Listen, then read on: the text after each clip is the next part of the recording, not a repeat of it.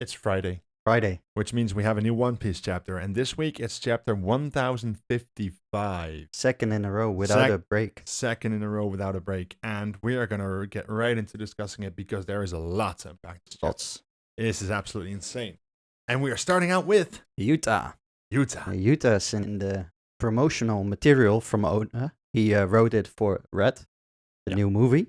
So quite prominently at the front. It says absolutely nothing. Nope. There's a lot of people asking for her help, and she wrote a song, and that's it. Yeah, it's just teasing her. This translation specifically states that a lot of sources have been translating it as a New Genesis, the title of the song, but it's supposed to be the same name as this chapter, which is New Age. New Age. So, right, we'll see. We'll see who's right. But getting right into the chapter, we're starting out where we left off last week, which is the fight between the samurai of Wano and Ryukugyu. Yeah.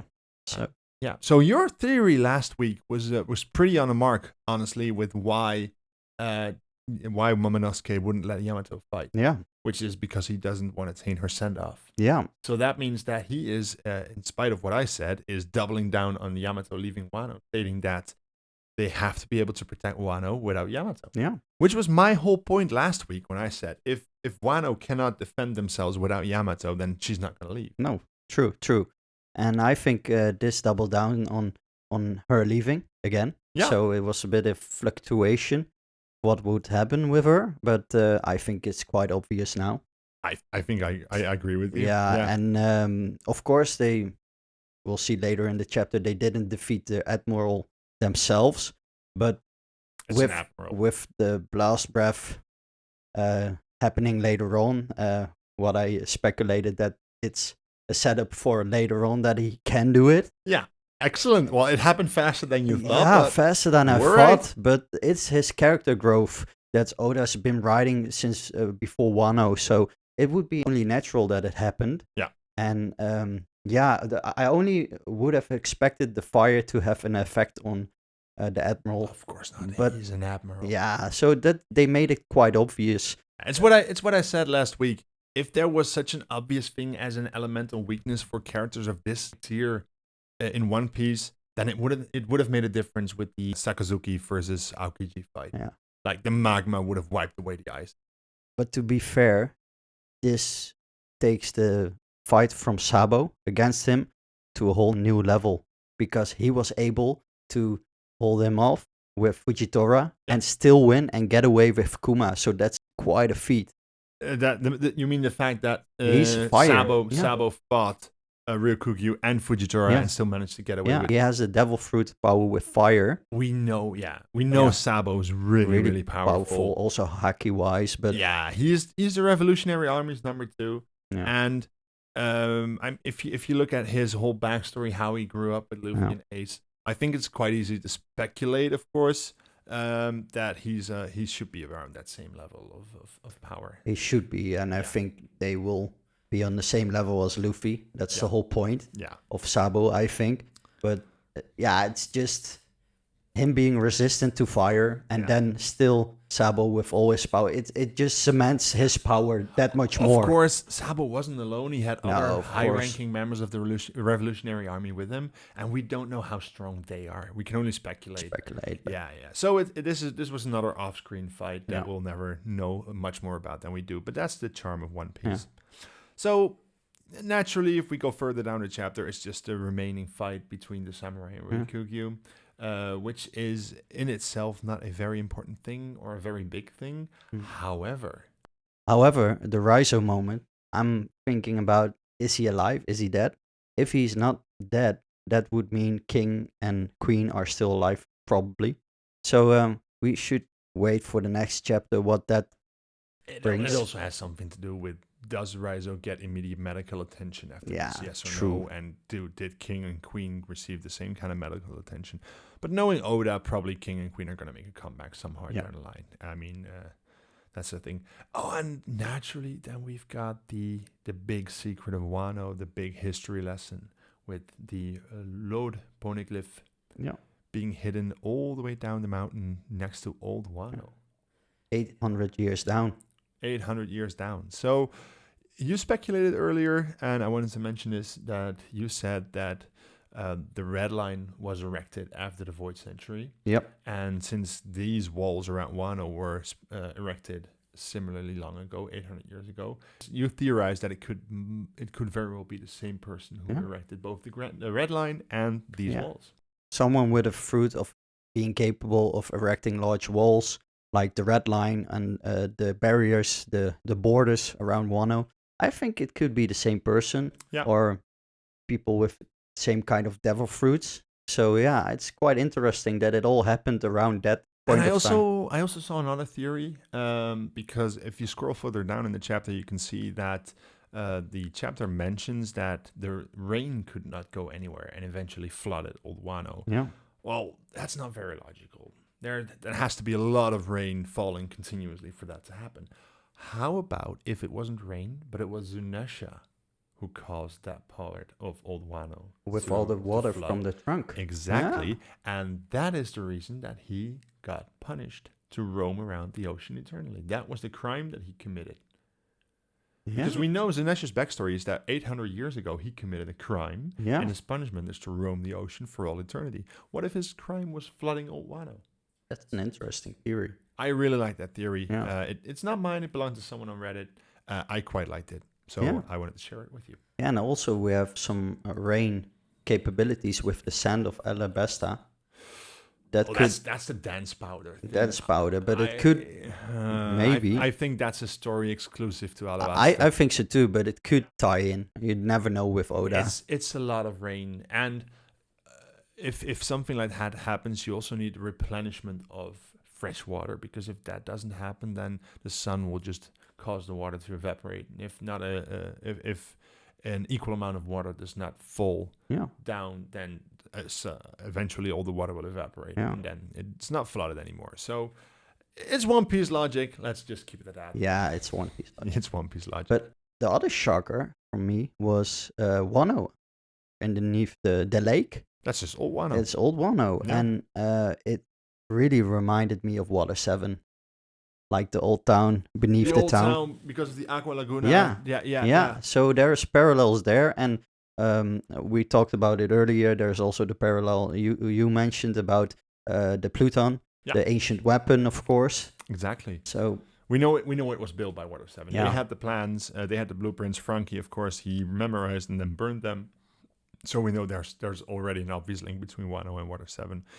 And what we theorized quite a while ago is that Wano and Water 7 were originally part of the original ancient kingdom that what the world government was back then rebelled against. Yeah. So that's this theory that we had a long time ago. Yeah. This might just tie in to that theory, but it's way too speculative. Yeah, it's just. Yeah. We should all just wait and see. I'm believing we're getting the answers sooner than later this time around, because he's really setting up the ending, obviously, and it's going in a rapid pace. It always took really long to get all the answers, and of course this is the lore dump material after an arc. Yeah. But if he's planning to really end the story within 3 years, then he'll have to give us the answer. So there has to be some resolving of all theories. There's just one thing I want to name in this particular scene when they're looking out of the window. Nico Robin mentions that it's not fair that Law can just use his room to teleport next to her in the crawl space, not having to crawl up. She can just sprout a bunch of arms and have them carry her up. True. Yeah. Yeah. So it's not that it's fair that Law has a devil fruit that can essentially teleport him everywhere. It's just that he decides on using it in situations like these, and Robin just decides not to. Yeah. Which is not a question of fairness. It's just a question of ingenuity, I think. So, in terms of power scaling, well, let's keep it at ingenuity scaling. Law just edges out Nico Robin. Yeah. And in this moment, he does. Let that be reflected on the record. So then the fight continues. Yeah, well, the fight in itself, there's not much to mention there. They get their ass kicked until Momonosuke finally discovers how to use his blast breath. Yeah. And he just immediately goes nuts with it. Yeah, he doesn't know how to aim. Yeah. And he burns out and sprouts like a little tree sapling. Comes out of the ground again. Ryukugyu he abandons his big tree body earlier, and he sprouts anew, which is an interesting thing because what it reminded me of, and I couldn't help it, was Cell. Cell from Dragon Ball Z, who is my favorite Dragon Ball Z villain and one of my all-time favorite shonen villains. I never really liked the regenerating thing. Like every time they beat him, he would like come back, and it seems like Ryukugyu has a power similar power where he can just be attacked and he can just escape through the ground and then sprout anew somewhere else and then instantly regenerate, which for One Piece is a godlike power because we have never seen similar regenerative powers in One Piece before. Nope. Which immediately Marco with his Phoenix power, yes. But in theory, and this is something that Pika could do as well now in hindsight while I think about it, in theory, if you slap Sea Stone cuffs on Marco, he instantly becomes useless. Yep. But if you would slap Sea Stone cuffs on Ryukugyu, where would you even slap them on? Would you slap them on a root? Or one of his branches? Or whatever? You can just chop his arms off. Yeah, exactly. Well, if you do, in the last split second before you put on the cuffs, he could just escape from that form and just escape through the ground. And he can just sprout somewhere else, and he wouldn't have the Sea Stone cuffs on anymore, which I think is very overpowered. It's OP. Yeah, so that means that Ryukugyu is someone who could only be beat by sufficiently strong haki. But then it introduces someone with those kinds of haki powers. With sufficiently strong haki. Because when Ryukugyu is about to exact his revenge on an unsuspecting Momonosuke, he suddenly gets hit by what? Well, he senses it. He senses it. Well, he gets hit by it. I mean, it's a purposely aimed attack. This chapter implies that this is probably the strongest form of Conqueror's haki we have seen thus far. I think this is Oda telling us there's even higher Conqueror's haki than Luffy has at the moment, so still room left to grow, because it also seems like he's communicating through the haki. So that too. It's strongly suggested. So we've got two things here. Yeah. Is that one is something that we know about, is that Oda likes to show us time and time again that different people have different affinities for different kind of haki. Yeah. So we've got Luffy, who's got an affinity for Conqueror's haki. We've got Zoro, who's got an affinity for Armamen's haki. And we've got Sanji, who's got an affinity for Observation haki. So naturally, Sanji can use Armament as well. Zoro is, we know, proficient in all three forms of haki, as is Luffy. But Oda has, since the time skip, obviously shown that all of them have their specialty, their affinity. So we know from the flashbacks, or we assume from the flashbacks, that Goldie Rogers' specialty was Conqueror's haki.